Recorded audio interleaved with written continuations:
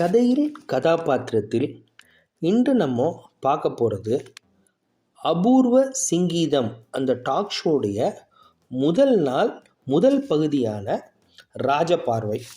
இந்த ராஜபார்வைன்ற அந்த படத்தை அங்கே உள்ள டெக்னீஷியன்ஸை இருக்கிறவங்க எல்லாம் பணியாற்றவர்கள் எல்லாத்தையுமே அந்த டீமில் பார்த்திங்கன்னா ஏறக்குறைய இன்னைக்கு தேதியில் டைரக்டர் திரு சிங்கீதம் சீனிவாசன் ஐயாவுக்கு ஆல்மோஸ்ட் ஒரு 70 ஆண்டுகள் அனுபவம் இருக்குது.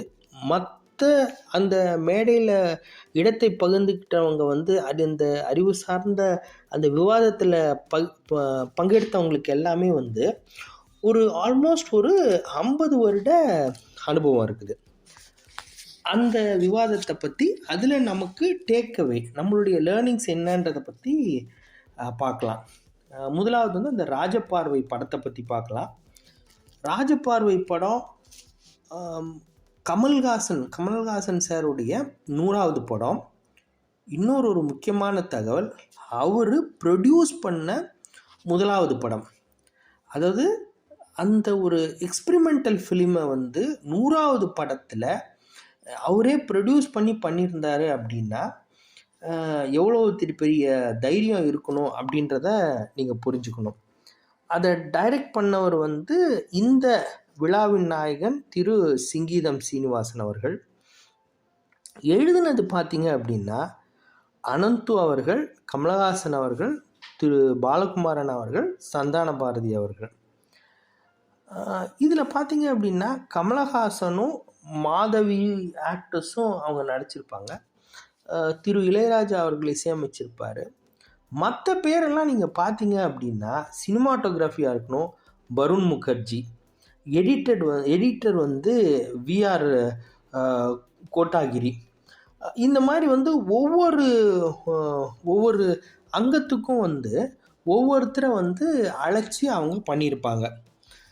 இந்த ஒரு கேள்விக்கு திரு சிங்கீதம் சீனிவாசன் ஐயா சொல்லுவார், நீங்கள் எப்படி அந்த காலத்திலேயே ஒரு பேன் இண்டியா ஃபிலிமை எடுத்தீங்க அப்படின்வார். அதுக்கு அவர் பதில் சொல்லும்போது சொல்லுவார், நீங்கள் ஒரு படத்தை எல்லாத்தையும் கூப்பிட்டு பணத்தை கொடுத்து ஒவ்வொரு இடத்துலேருந்து கூப்பிட்டு பண்ணுறனால இது பேன் இண்டியா ஃபிலிம் ஆகாது. நீங்கள் ஒரு நல்ல படத்தை எடுத்தீங்க அப்படின்னா it automatically becomes not only pan India, it becomes pan world film அப்படின்னாரு. இதில் ஒவ்வொருலையுமே நம்ம ஒரு வார்த்தைகளையும் ஒவ்வொரு லைன்லையுமே நம்மளுடைய வாழ்க்கைக்கு அல்லது நம்மளுடைய தொழிலுக்கு ஒரு யோசிக்கிறதுனா அது சம்மந்தமாகவே நம்ம பல நாள் பேசலாம். இதில் அந்த மேக்கிங்க்கு போகலாம். இது நடந்தது 1979. இது அதாவது இந்த விவாதம் நடந்தது 1979.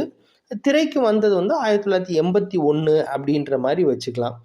இந்த ஒரு 100வது படத்துக்கு இந்த படத்தை எடுத்து இதை எடுக்கணும், அதுக்கு ப்ரொடியூசர் இல்லைன்னா நம்மளே சேர்ந்து ப்ரொடியூஸ் பண்ணலான்ற அளவுக்கு கொண்டு ஒரு உருவகப்படுத்திட்டாங்க.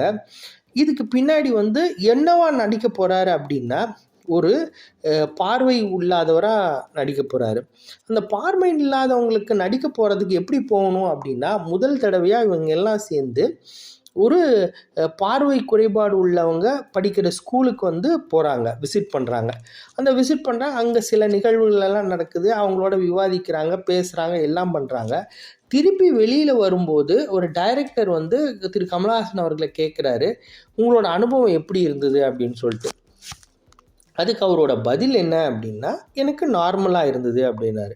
இப்போ நம்மளே ஒரு நம்ம சேலஞ்சு பள்ளிக்கூடங்களுக்கு ஏதாவது ஒரு வகையில் போகிறோம் அப்படின்னா நம்ம மனதளவில் எப்படியெல்லாம் குழப்பத்தில் இருப்போம், பாதிக்கப்படுவோம், அவங்க என்னென்னலாம் எப்படி பண்ணுவாங்க அப்படின்றத பற்றி நம்ம யோசனையில் இருப்போம். இந்த ஸ்பார்க் டைரக்டருக்கு ஒரு பெரிய ஒரு ஒரு ஒரு மாற்று பாதையை கொடுத்ததுன்னு சொல்லி இந்த விவாதத்தில் சொல்கிறாரு. அதாவது அவரோட படத்துடைய ஹீரோ என்னவா இருக்கணும் அப்படின்னா மற்றவங்களுக்கு தான் ஒரு பார்வை குறைபாடு உள்ளவராக இருக்கிறது மாதிரி தெரியணும். ஆனால் அவரை பொறுத்த வரைக்கும் அவர் எல்லாத்தையுமே ரொம்ப நார்மலாக எடுத்துக்கிறாரு. நார்மலாக எல்லாத்தோடையும் அவரை பொறுத்த வரைக்கும் எதுவுமே குறையுள்ளவராக அவர் எடுக்கவே இல்லை. சாதாரண மனிதராக அந்த படத்தில் ஃபுல்லாகவே வந்து ட்ராவல் பண்ணுறாரு. இது எவ்வளோ பெரிய நம்ம தான் வெளியிலேருந்து அவங்க குறைபாடு உள்ளவங்கள வந்து எவ்வளோ ஒரு பரிதாபமாக பார்ப்போமோ ஒழிய, அவங்கள பொறுத்த வரைக்கும் அவங்களுக்கு வந்து அது ஒரு குறையே கிடையாது. அவங்க எப்போதும் போல் கான்ஃபிடென்ட்டாக இருக்கிறாங்க. மற்ற விஷயங்களை பார்த்தோம் அப்படின்னா, இவங்க கமலஹாசன் அவர்கள் எப்படி மெனக்கிடுவார் அப்படின்றதெல்லாம் தெரியும். இதுக்கு வந்து ஒரு எப்படி நீங்கள் வந்து ஒரு எக்ஸ்பிரிமெண்டல் ஃபிலிமாக இதை எடுத்தீங்க அப்படின்னு சொல்லும்போது, எக்ஸ்பிரிமெண்டல் ஃபிலிம் கிடையாது.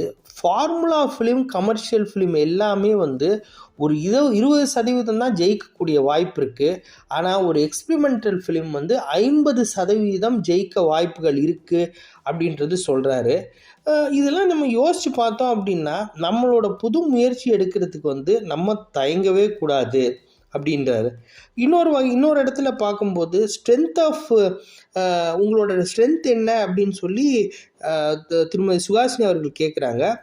அதுக்கு அவர் சொல்கிறாரு, நான் வந்து என்னோட ஃபிலிமாக நான் எடுக்கவே நான் விரும்பலை.